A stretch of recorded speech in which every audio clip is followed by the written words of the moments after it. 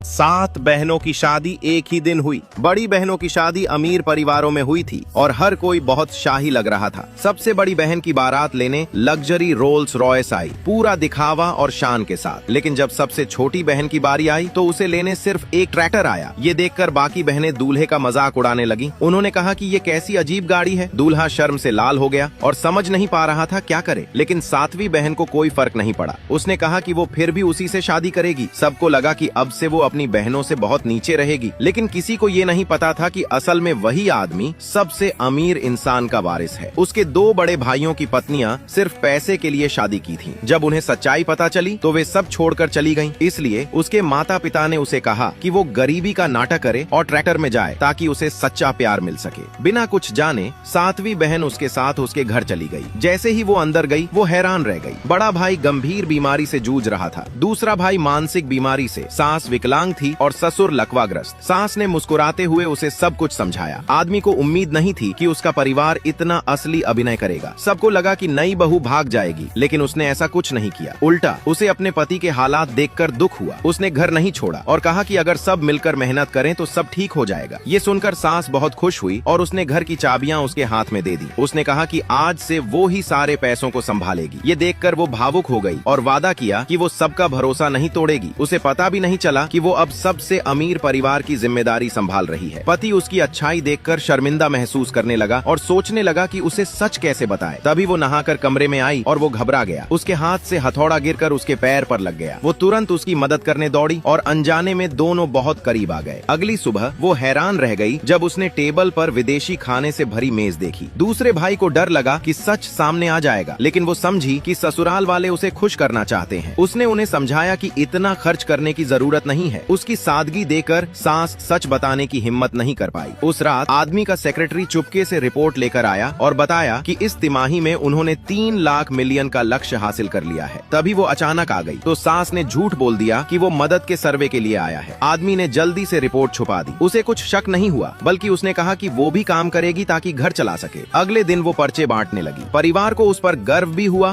और दुख भी, इसलिए उन्होंने लोगों को भेजा कि उससे पर्चे ले लें। फिर जब वो ज्वेलरी शॉप में काम करने लगी तो उन्होंने लोगों को भेजकर सारे गहने खरीदवा लिए। वो भोली भाली लड़की बस यही समझती रही कि लोग बहुत अच्छे हैं। जब वो घर लौटी तो उसने कमाए हुए पैसे सब में बांट दिए और थोड़ा हिस्सा घर ठीक करने के लिए बचा लिया। ये देखकर सास की आंखों में आंसू आ गए। रात को जब वो सो गई तो परिवार ने एक गुप्त मीटिंग की। वो उसे सच बताना चाहते थे, लेकिन डर रहे थे कि कहीं वो नाराज न हो जाए। तभी सेक्रेटरी ने सुझाव दिया कि अगले दिन नीलामी में चलकर उसके लिए महंगा गिफ्ट खरीदा जाए और वहीं सच बता दिया जाए। नीलामी के दिन वो वेटर